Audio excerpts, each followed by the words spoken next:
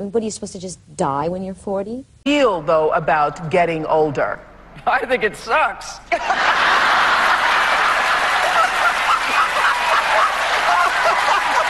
Everything becomes about how you look. Distraction from the actual, music moving you or changing you, That by hook or by crook, I wanted to have this phrase on the album saying, "We're not young, we're not old, we're golden." And it was born from my previous album promotion, where I was just asked so much about having to have an answer for being a woman my age in the industry, and I just didn't know. I didn't know the answer. I was getting really frustrated. What about all the wisdom? Pop music is ultimately founded upon escapism. It allows you to fall through the looking glass, offering an entrance to an alternate world, a sonic sanctuary that whisks listeners out of their trauma, their routines, and ultimately their everyday life. It's a genre that eventually bites back. I think that not only do we suffer from racism and sexism and things like that, but we also suffer from ageism, and that is that once you reach a certain age, you're not allowed to be adventurous, you're not allowed to be sexual, and I think that's rather hideous. BeBe Rexha tweeted out a photo of herself in her underwear with the caption, "I recently had a male music executive tell me I was getting too old and that my brand was confusing because I'm a songwriter and I post sexy pics of my Instagram, and that's not what a female songwriter is supposed to do, especially for one my age. I'm 29 and I'm fed up with being put in a box." Situations like this expose the entrenched biases that dictate the parameters of acceptable behaviour for female artists, particularly as they navigate the treacherous landscape of their late 20s and beyond. Pop is fantasy and therefore age intolerant. Is it any wonder that Sia spent much of her career hidden by massive wigs, swapping the gaze of celebrity for anonymity? In her 2013 anti-fame manifesto for Billboard, Sia articulates her resistance to the commodification that accompanies fame, shielding herself from an industry obsessed with tearing women down. Pop is all about the fantasy of perfection, the fairy tale of accessing the unattainable, reaching somewhere over the rainbow, somewhere only youth exists. Pop is fantasy. Pop is youth. As a result, the mere idea of simply celebrating older artists feels like an unwelcome disease to the foundational dogma of youth that rules the promotion of pop. There's always been a ticking time bomb placed around the necks of pop stars, and this imminent destruction had little to do with the quality of music and more to do with the passage of time. Pop is prejudice. Pop is ageist. I mean, what are you supposed to just die when you're 40? Now, we can't talk about this topic without discussing the queen of pop, Madonna. On one hand, Sean Connery was celebrated as the sexiest man alive at 59, while headlines as far back as 1993 regarding Madonna were titled, "Grandma, Calm Down." She was 35 years old. Would anyone say that to Taylor Swift now? The judgment only intensified with each passing decade. The intense frenzy of tabloid culture in the 2000s latched onto Madonna with an obsessive ferocity. Her toned arms were scrutinised to the point of being labelled as corpse arms and gruesomely muscled. Indeed, age discrimination is often dubbed the last acceptable bias. It's a bias that affects not just celebrities like Madonna, but everyday people too, with 3 in 4 Americans over 45 seeing ageism as a barrier in job hunting. And in our relentless pursuit of youth and novelty, we risk overlooking the wisdom and experience that come with age, dismissing tradition and heritage in favour of the next new thing. But what made Madonna so interesting and controversial was her ability to remain so vibrantly within the public domain for so many decades, with groundbreaking albums that didn't shy away from sensuality and expression, challenging the narrow boundaries of acceptability for women in pop. Her audacious presence on the world stage had a major goal: to exist as a rallying cry for women of all ages to embrace their power and defy the limits imposed upon them by a society obsessed with youth and beauty. Things really came to a head in 2015 when BBC Radio 1 wouldn't play Madonna's new single Living for Love, and it begs several provocative questions about ageism in the music industry. Was Madonna unfairly targeted due to her age, with Radio 1 executives dismissing her as irrelevant simply because she no longer fit their desired demographic? Or was Radio 1's decision based solely on the perceived musical merit of the single? The controversy was ignited after the Daily Mail quoted an anonymous Radio 1 insider who described Madonna as old and irrelevant. In response, Madonna fans flooded Radio 1's social media with requests for the song, and several artists criticised the station's music policy, forcing Radio 1 to defend itself. The incident garnered significant media attention both in the UK and around the globe, sparking broader conversations about ageism within the music industry. Yeah, acting my age. This is me. This is how I want to be. I can do what I want. Now, it's important to note that Madonna had a long-standing good history with BBC Radio 1, dating back to her first appearance on the station in 1986. Over the years, she was interviewed by various Radio 1 personalities. Her concerts had been broadcasted on the station. But despite this relationship, Radio 1's head of music stated in 2014 that the station's audience had effectively moved on from Madonna, with the bulk of her fans being over 30 years old, and as a result, they would not play her new music anymore. The controversy surrounding Living for Love was also not an isolated incident. In 2012, Madonna's album MDNA and its lead single Give Me All Your Lovin' were also excluded from Radio 1's playlist, with DJ Scott Mills citing a lack of interest from the station's younger demographic. Now, this mirrored a ridiculous situation about 10 years later in 2023 when, thanks to TikTok, Kylie Minogue's Padam Padam charted at number 8. Yet, when BBC Radio 1 were counting down the top 10 that week, they skipped Kylie and played number 7 instead.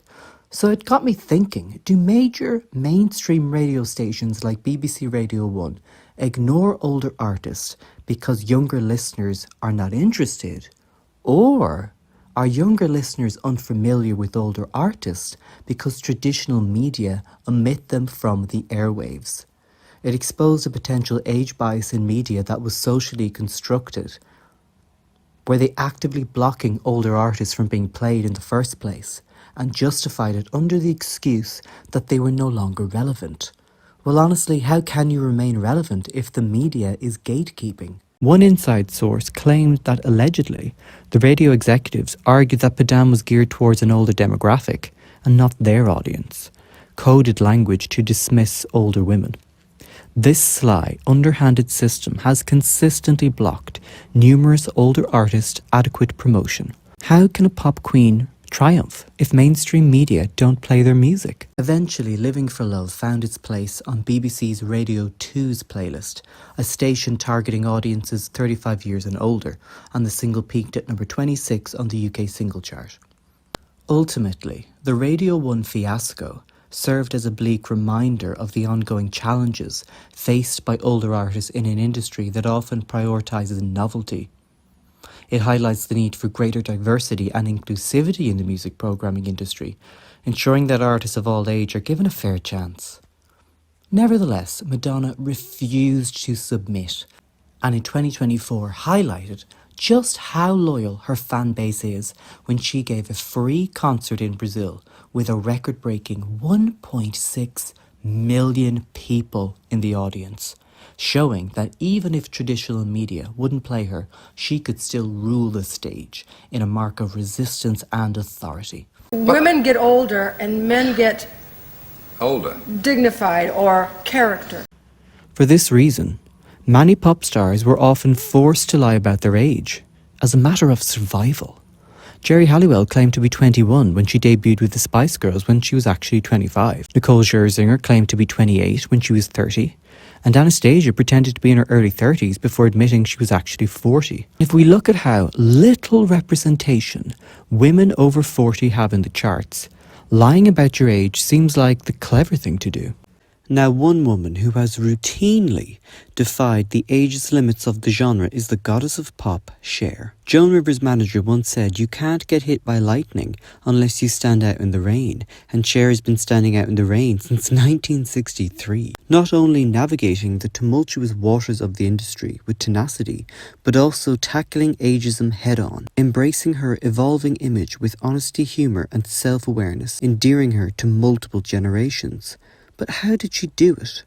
Well, one major answer is versatility. But I have been down and out so many times that you cannot believe it. Dropped by my record companies and couldn't get a job. Cher has been in continuous metamorphoses, subverting the pervasive ageism of the entertainment world for her entire career.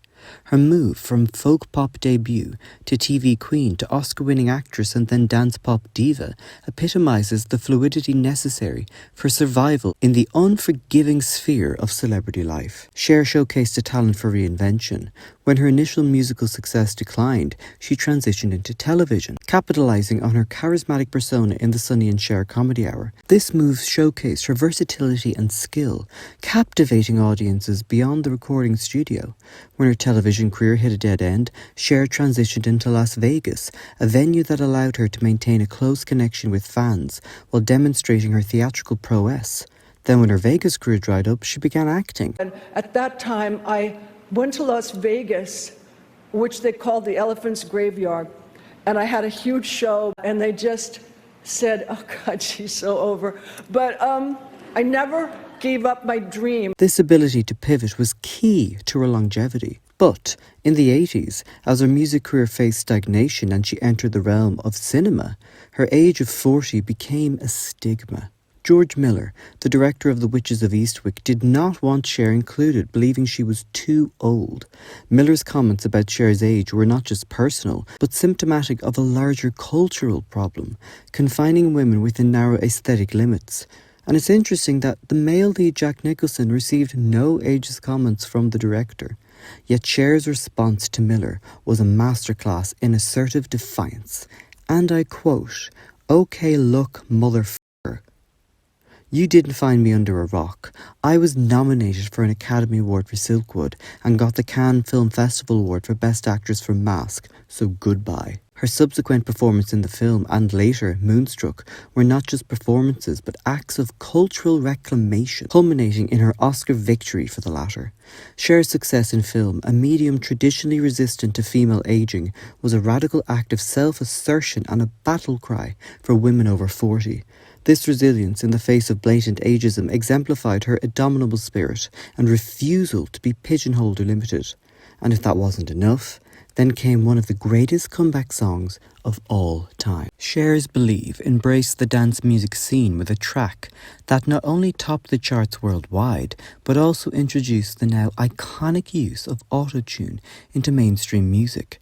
Believe was not just a commercial triumph, it was a cultural milestone that underscored Cher's relevance as an innovative spirit. But her success against ageism didn't put an end to the prejudice. Cher was the oldest woman ever to hit number 1 on the Billboard Hot 100 at age 52 with Believe in 1998. That's over a quarter of a century ago, and since then, only 2 women older than 52 have hit number 1 in the US, Mariah Carey and Brenda Lee, with 2 well-established, decades-old Christmas songs that they recorded in their youth. So although technically they were above 50 when they achieved the chart topper, the songs originated when they were under 25. In the UK, Kate Bush at 63 was the oldest woman to top the charts when Running Up That Hill had a resurgence thanks to Stranger Things. However, again, this song was an established top 3 hit in 1985 when Kate Bush was in her late 20s.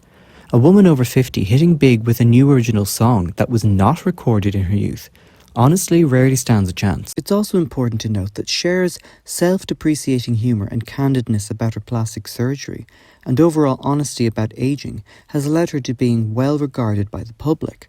Maybe because I was really flamboyant, because I didn't hide anything, because when I got my nose and my teeth done, I said it because it didn't occur to me that that would be anything that anybody would even care about. Now, if I want to put my on my back, it's nobody's business but my own.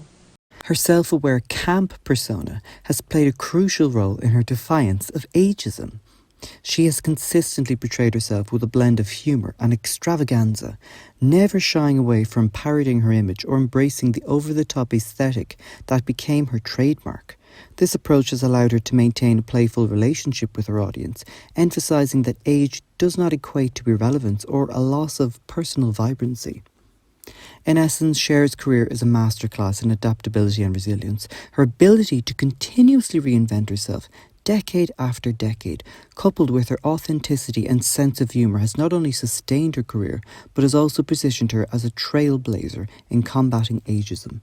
But ageism continues to cast a long shadow over the landscape of pop music, perpetuating harmful stereotypes and stifling the creative expression of artists who dare to get older. So my recommendation is, think of your favourite singer of your adolescence and research what newer music they put out. And you may be surprised of how pop acts continue to contribute great songs, in spite of receiving little exposure. And if you like this video, subscribe for more. Thanks for watching.